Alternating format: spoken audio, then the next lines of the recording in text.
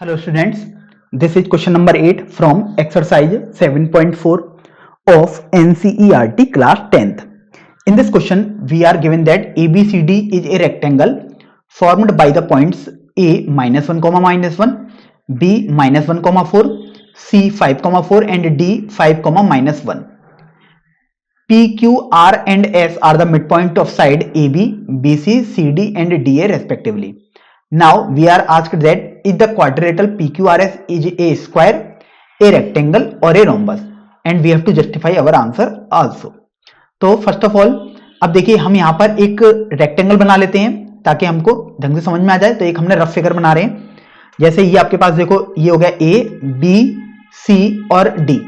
ए point के coordinate है -1 comma -1, B point के कोऑर्डिनेट है -1 comma 4, C point has coordinate 5 comma 4 and D has coordinate 5 comma -1। तो अब ये देखो आपको बोला गया कि जो पी क्यू आर एस है वो मिड पॉइंट्स हैं।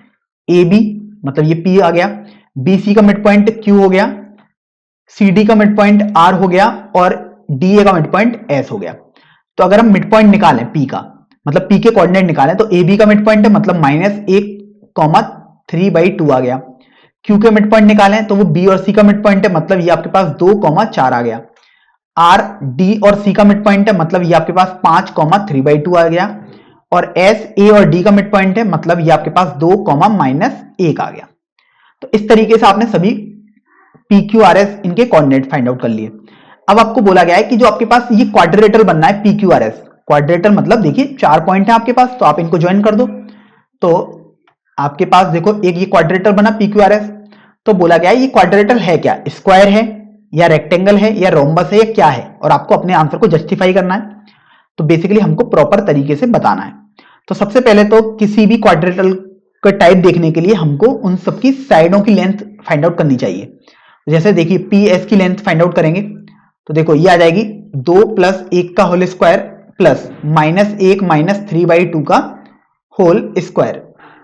सो this will be 9 + 25/4।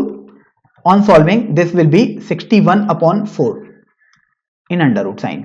Now we will find the value of PQ, or we can say the distance between P and Q. So this will be -1 - 2 का whole square plus 3/2 - 4 का whole square.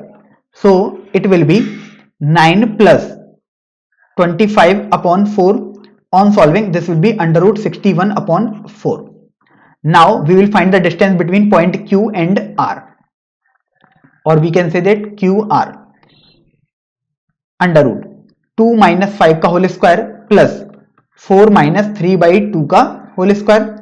On solving, it will be under root 9 + 25/4 under root 61/4. And in the end, we will find the distance between point S and R. So this will be under root 2 - 5 का whole square plus -1 - 3/2 का whole square. So it will be under root 9 + 25/4. On solving, this will be under root 61/4. Now we see that all the sides has same length. PS, PQ, QR and RS all has same length. So this can be equal to square or rhombus because square and rhombus has all sides equal. जबकि rectangle में आपके पास केवल opposite sides equal होती हैं। तो ये square और rhombus ये तो कंफर्म आपके पास हो गया। अब इनमें भी स्क्वायर और रोम्बस में क्या होगा, तो इसके लिए आपको डायगोनल की लेंथ निकालनी होती है। Now we will find the value of P R means distance between P and R because P R is the diagonal of P Q R S.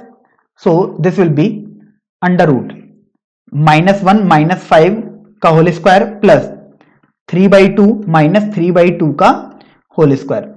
So now we see that these two are cancelled out from each other. So this will be under root 36 = 6. PR = 6. Now we will find the distance between S and Q because S and Q has second diagonal of quadrilateral PQRS. SQ equal to under root this will be 2 - 2 का whole square plus -1 - 4 का whole square Now we see that 2 and minus 2 are cancelled out from each other, so it will be under root 25 equal to 5. तो अब आप इन्हें देखा कि आपके पास देखो चारों साइड तो बराबर आ रही थी, P S equal to P Q equal to Q R equal to R S, लेकिन आपने देखा डायगोनल आपके पास मींस पी आर और एस क्यू ये आपके पास इक्वल नहीं आया। तो जब भी ऐसा कोई क्वाड्रेटल आप देख रहे हैं जिसकी चारों साइड बराबर है लेकिन डायगोनल की लेंथ बराबर नहीं है, then that quadrilateral will be a rhombus.